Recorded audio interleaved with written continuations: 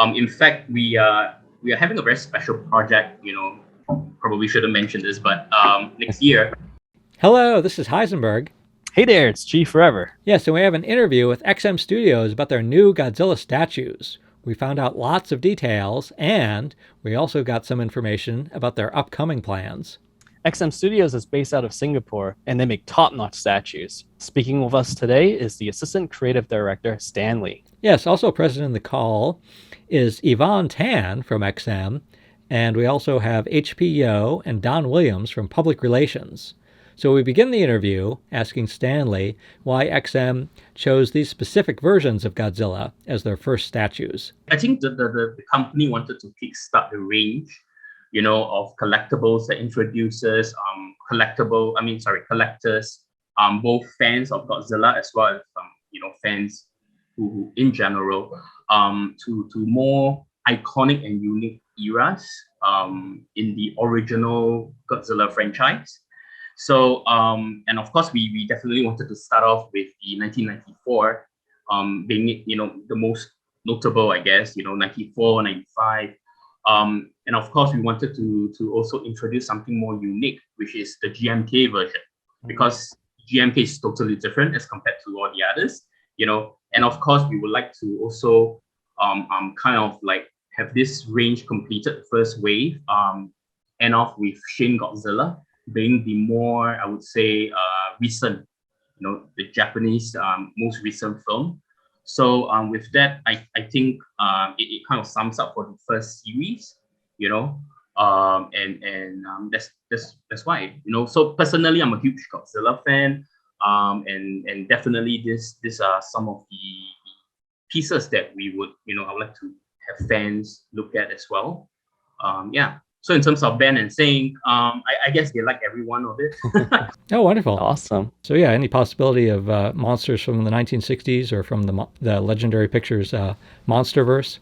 Currently, we hold the Japanese license, the Toho regional license. So we would definitely want to explore and expand the range, to basically work on every design if possible. In terms of the Legendary, the Monsterverse version, well, we are not saying no. We are open. Let's take a look at and see how it goes. Yeah. Awesome.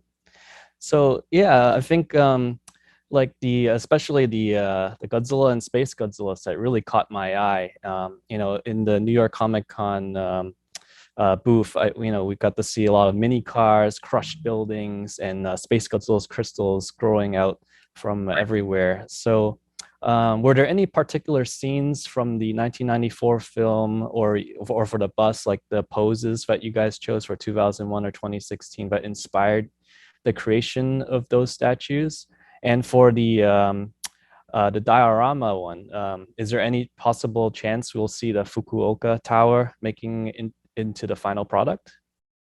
I think the conceptual direction for SpaceGodzilla, versus Godzilla is really to recreate the final battle scene between both monsters. The crashing buildings, crystals, and all the other elements present is there to help tell the story.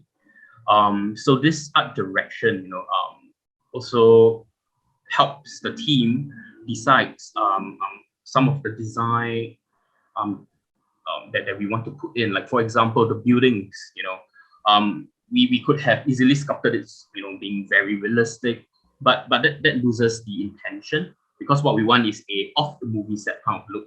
So if you look at the movies, it's always very streamlined, very clean. And in terms of the posing, for example, for both Godzilla and SpaceGodzilla, it's really about showcasing men in suit, and how the tail is not very, very flexible during then.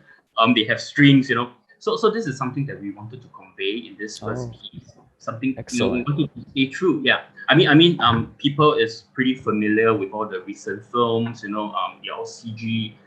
They have dynamic movement, but I think what is special about this is really how unique this entire setup is, like practical effects and stuff like that is there. So in terms of I would say the bust, it's really to showcase the characters' look.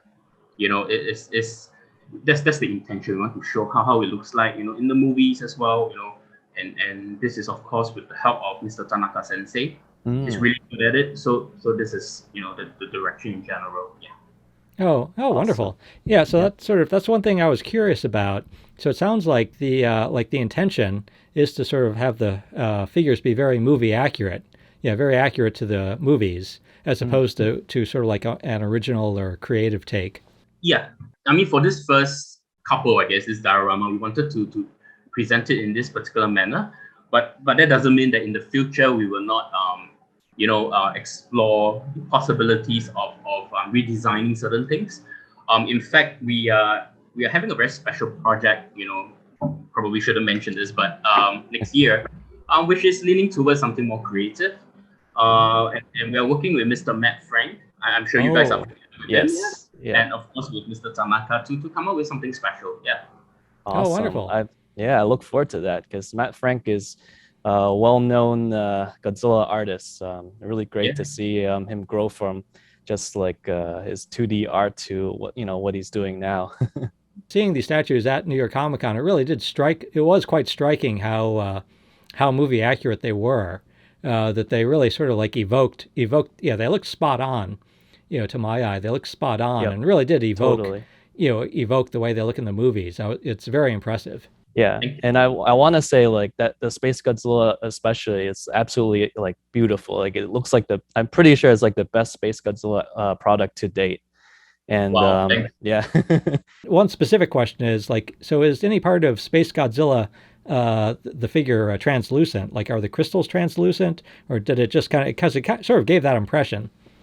I think the prototypes that is shown in New York Con, and even the Facebook photos that is circulating, the first design prototype, I would say, is cast in translucent material. Mm, So this is actually in preparation for us to explore possibilities of light up features.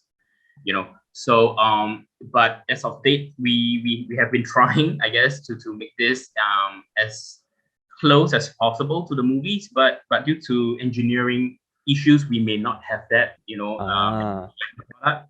So the final product will probably be more like a screen accurate, movie accurate, solid color type of crystals. Oh yeah, yeah, yeah. Good to know. I got the impression that there are no lights on these particular figures. So is that true? And either way, it's like but in the future, might lights be incorporated into future Godzilla figures? Well, the team is exploring. The engineering team is definitely exploring the possibilities. Because a polystone statue is generally a little bit different in terms of a vinyl. So a vinyl figure, allows you to put stuff inside the body because it's hollow. But for a polystone statue, usually it's going to be a little bit more difficult, mm, because it's more solid in terms of the yep. casting. And for it to light up, and usually I guess for Godzilla it's usually the dorsal fins and the mouth. Oh, So yeah. dorsal fins are segmented into sections. So unless we do it individually, otherwise it's going to be extremely difficult. Or worst case, you get to see a seam line that have that attachment. So that is something that Ah, we are trying to avoid yep. if possible. Yeah, that's right. So in XM, I think is light up feature is something not uncommon to us. In fact, we are probably one of the first company in the collectible industry to introduce light up feature using battery packs. So could you tell us about polystone? And also, I saw on the website it's called the material used in the figures is called cold cast porcelain. But so Right. just in but so whatever material is going to be used on these figures, could you talk about what that material is and how it like what advantages it has? Well, I think in the common term is known as polystone. So polystone is actually a composite material made out of resin with a component, extra component. Normally it's stone like or things like this. So what it does is actually it creates the weighted feeling that everybody loves in terms of a high-end statue. And also it's able to retain details better after the cast. So that's one reason why usually all the collectible statues are all done in polystone. Oh, excellent. For Space Godzilla, I think some fans on our YouTube channel were asking like for like the shoulder crystals and maybe the back fins and maybe some of the claws. I think we saw Space Godzilla's just kind of just a white material right now. Would you be adding like a little bit of purple or pink tint to any of those areas? Yeah. We are currently, today as we speak, we are actually tweaking the colors, of Space Godzilla. Oh, okay. Yeah. So we'll definitely be putting in more purple, essence colors inside. Trying to make it pop even better. And we would like Yeah, to thank fans, and collectors who gave us feedbacks. Because it's extremely important. And in XM, we also kind of known to be people who listens to the community for excellent. feedback. Yeah. Because it is always nice to understand better. Yep. Definitely. Great. One thing that's really excellent about XM Studios figures is that they try not to have, is the high quality, and part of that is not having visible seams. Like on on Godzilla 1994 on display there at New York Comic Con, it seemed around his jaw. There was like some seams on his jaw, but my guess is that that's probably just the fact that he's a prototype, and that that I would assume that the finished product will try to avoid having like any visible seams, because that's not because with vinyl it's often you get seams around Godzilla's jaw and also like maybe on parts of the tail. Yeah, like this guy. Oh yeah. So will that be something?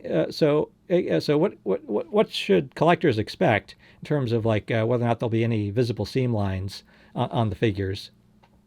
Well, I think in XM we seek to deliver quality products to collectors, right? And seam line is usually an area that we look closely to rectify. Therefore, we are exploring ways to reduce the seam lines visibility, and definitely the jaw portion for 94 is one area. So there's the reason why it's there is because of I would say production for production reasons. There's a limitation in terms of how things can be removed from a mold. So if you notice Godzilla's mouth, right, it's really deep. So there's no way they can pull out the mold. So the only way is to separate this portion so that it's able to be released. So of course that is just a more technical production reason. So I would think that the team is also trying to see if we are able to remove it. I don't know. We are exploring, and definitely based on my requirements, I guess I would definitely want it to be removed. But of course, it's really end date is up. We will have to check with the engineering department to see if it's possible as well. That goes for same goes to the tail itself. Because the tail is extremely long, and parts will have to be assembled.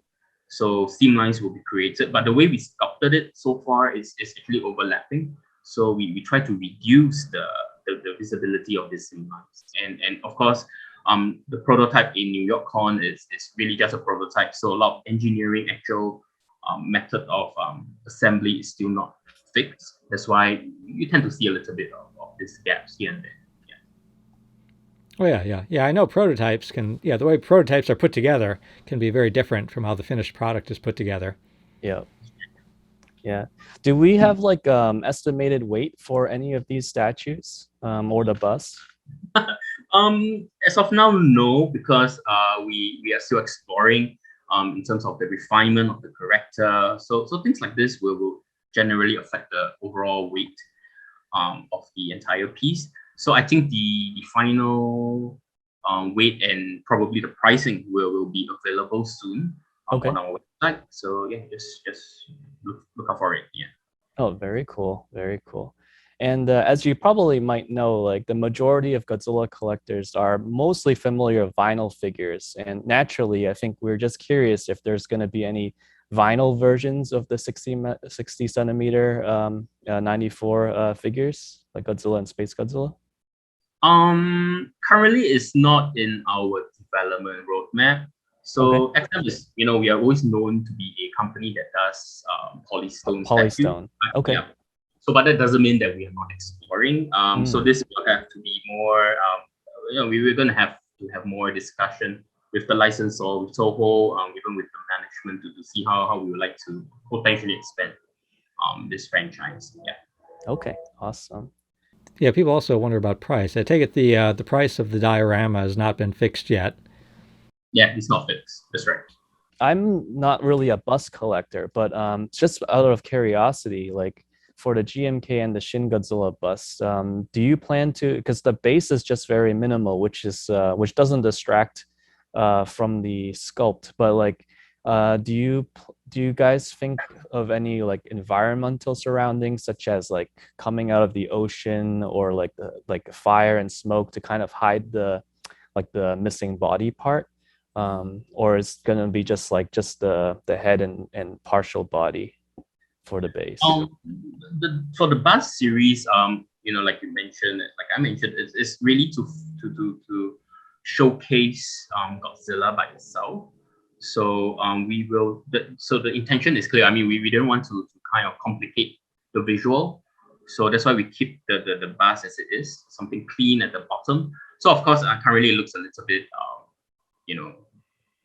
plain, but of course at the back later on we're trying to introduce the movie tags, things like this to kind of make it even better. Cool. But no, we probably won't be doing any environment, that is tagged to Godzilla himself, because that would really get the attention. Yeah. I see. Yes, okay, right. cool. Burning Godzilla 95 is my personal favorite. Is there any chance we're going to be seeing him in a near release or anything of that nature? Yes, in fact, I like that too. So yes, it's part of the plan to get that release as well. And yeah, we have quite a fair bit of characters that we would like to explore and to work on. So definitely Burning is one of them. Yeah. Excellent. I mean, overall, I think the products are outstanding from what I see. I think the Shin Godzilla looks probably like the most movie accurate Shin Godzilla I've seen, because the teeth are like really sharp, the eyes are really spot on, and I'm loving the diorama display. That looks so cool. I think there's one thing I might suggest. I'm not sure because it's pretty big, like that tower in the movie. I think Right. SpaceGodzilla uses that to draw his powers. Mm-hmm. I don't know if that might be something that would be kind of put into the final product, but I know it's because it's so big. I just don't know if that's going to add to the pricing and all. But I think that might be kind of cool. Right. I know that is cool. But unfortunately, we will not be adding that because of the restrictions. Yeah. So in that sense, we try to move away from iconic buildings and architecture. Oh, really? Okay. Yeah. So sometimes they do have restrictions, imposed of the usage of certain architecture. So that's why we try to keep it more generic, something more everyday you get to see. Yeah. I see. But that is something interesting, and we really wanted to do it as well. But yeah.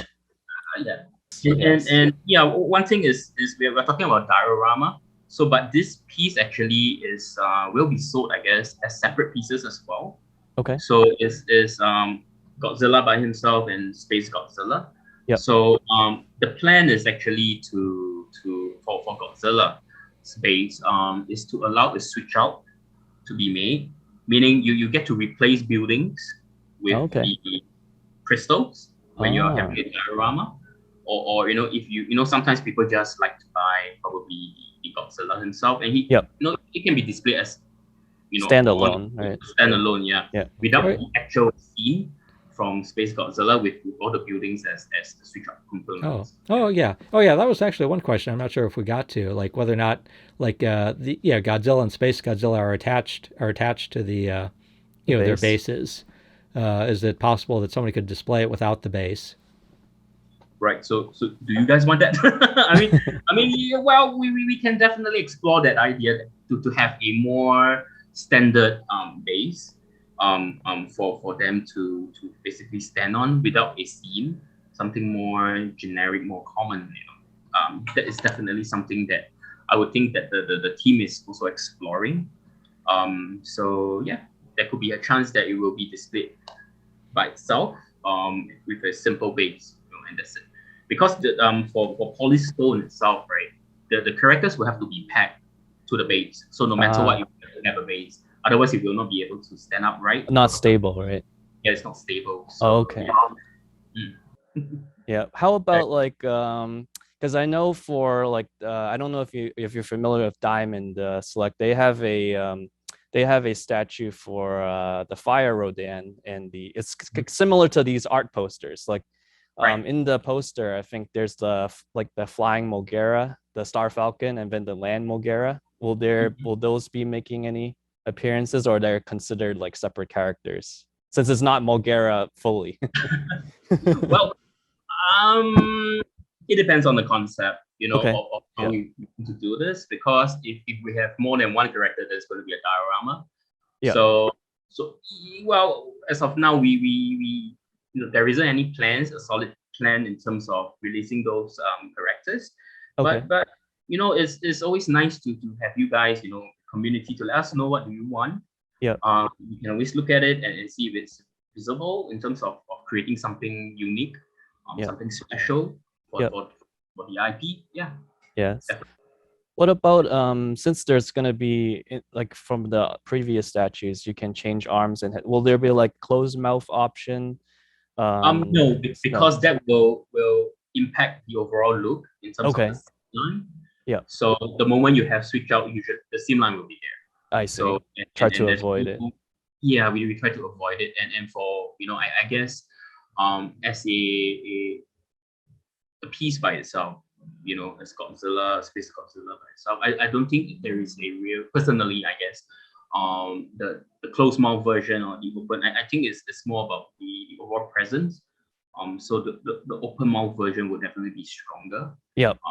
Yeah, and since it's going to be like a dual kind of thing. Yeah, the fighting scene. Yeah, that's right. Cool.